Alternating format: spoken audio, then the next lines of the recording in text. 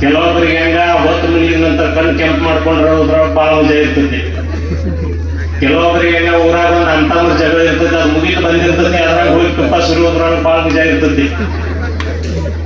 ಅದು ನಮ್ಮಂತವ್ರಿಗೆ ಹೆಂಗ್ರಿ, ಒಂದು ಶಿಕ್ಷಣ ಸಂಸ್ಥೆ, ಒಂದು ಶಾಲೆ, ಒಂದು ಬಡ ವಿದ್ಯಾರ್ಥಿಗಳು ಒಂದು ದೊಡ್ಡ ಸಾಧನೆ ಮಾಡಿ ಒಂದು ದೊಡ್ಡ ಹುದ್ದೆ ಒಳಗೆ ಇವತ್ತು ಅದಾರಪ್ಪ ಅಂದ್ರೆ ಅದು ನಮ್ಗೆ ಭಾಳ ಖುಷಿ. ಈ ವಿಷಯದೊಳಗೆ ನಿಮಗೊಂದು ಇವತ್ತಿನ ಒಂದು ಉದಾಹರಣೆ ಹೇಳ್ತೀನಿ. ಇವಾಗ ಸರ್ ಹೇಳಿದ್ರು, ನಾವೊಬ್ಬ ಹುಡುಗನ MBBS ಮಾಡಿಸಿದ್ವಿ ಇಲ್ಲೇ ನಮ್ಮ ಕರ್ನಾಟಕದ ಮುಧೋಳ ತಾಲೂಕಿನ ಹುಡುಗ. ಬಹಳ ಗರೀಬ್ ಪರಿಸ್ಥಿತಿ, ಬಟ್ ಭಯಂಕರ ಇಂಟೆಲಿಜೆಂಟ್. ಅಕಸ್ಮಾತ್ ಪೇಪರ್ದಾಗ ಬಂದದ್ದು ಓದಿ ನೋಡಿ ನಾ ಹುಡುಗನ ಕಲಿಸಿ ಹೇಳಿನಿ. ಅವ್ನಿಗೆ MBBS ಸೀಟ್ ಸಿಕ್ಕಿತ್ತು, ಪಾಪ ಸೀಟಿಗೆ ಬೆಂಗಳೂರಿಗೆ ಹೋಗಕ್ಕೆ ಹೊರಟಿರ್ಲಿಲ್ಲ. ಅವ್ನ ಕಲಿಸಿ ಹೇಳ್ತೀನಿ, ನಿಂದು ಪೂರ್ಣ MBBS ಫೀಸ್ ಏನೈತಿ ನಾ ತುಂಬತನು ನೀ ಕಾಳಜಿ ಮಾಡಿಬಿಡಂತೇಳಿ. ಹುಡುಗ MBBS ಮಾಡಿದ. ಆಮೇಲೆ ಅವ್ನು ಗೌರ್ಮೆಂಟ್ ಸ್ಕಾಲರ್ಶಿಪ್ ಸಿಕ್ತು. ಹುಡುಗ MD ಜನರಲ್ ಸ್ಪೆಷಲಿಸ್ಟ್ ಅದ, MD ಜನರಲ್ ಮೆಡಿಸಿನ್ ಮಾಡಿ. ಅದನ್ನು ಮಾಡಿದ ನಂತರ DM ಎಂಡೋಗ್ಯಾಸ್ಟ್ರಾಲಜಿ ಮಾಡಿದ ಏಮ್ಸ್ ದಿಲ್ಲಿ ಒಳಗೆ.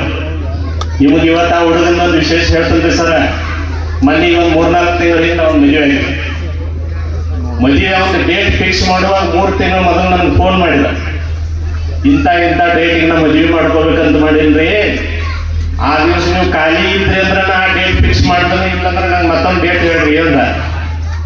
ಇರ್ಲಪ್ಪ ಅಡ್ಡಿಲ್ಲ, ನೀ ಏನು ಚೇಂಜ್ ಮಾಡಬೇಡ, ಅದ ಡೇಟ್ ಮಾಡಿ ನಾ ಬರ್ತಾನೆ ಅಂತ ಹೇಳ್ತೀನಿ.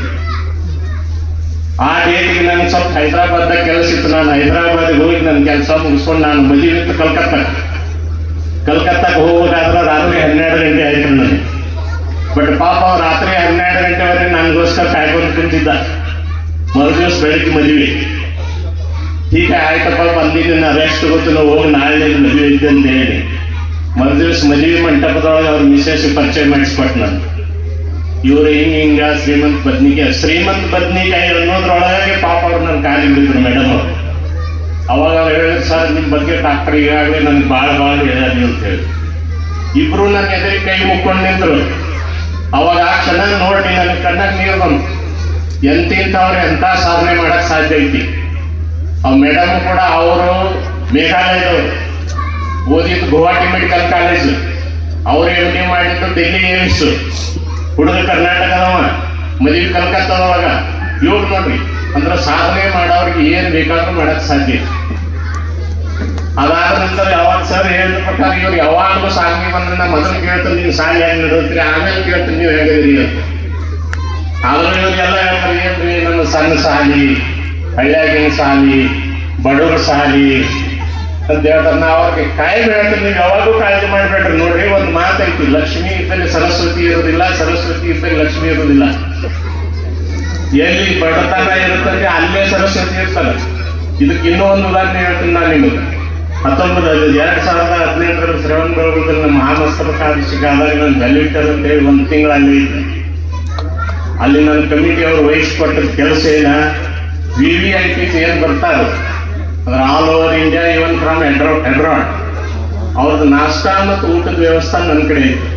ಅಲ್ಲಿ ಬರೋರು ಯಾರು, ಎಲ್ಲ politicians, ministers, IAS officers, IPS officers, judges, ಇಂಥವ್ರು ಬರೋರು. ನನಗೋಸ್ಕರ ಅವ್ರು ಸೆಪ್ರೇಟ್ ನನಗೊಂದು ಟೆಂಟ್ ಮಾಡಿಕೊಟ್ಟಿದ್ರು, ಡೈನಿಂಗ್ ಹಾಲ್ ಮಾಡಿಕೊಟ್ಟಿದ್ರು, ಕಿಚನ್ ಮಾಡಿಕೊಟ್ಟಿದ್ರು. ಅಲ್ಲಿ ಒಂದು ದಿವಸ ಒಬ್ಬರು KS ಆಫೀಸರ್ ಊಟ ಮಾಡ್ತಾರೆ. ಅವ್ರ ಮಿಸ್ಸಸ್ 4-5 ವರ್ಷದ ಹುಡುಗರು. ಅವ್ರು ಊಟ ಮಾಡುವಾಗ ಹುಡುಗನ ಮೇಲೆ ಸ್ವಲ್ಪ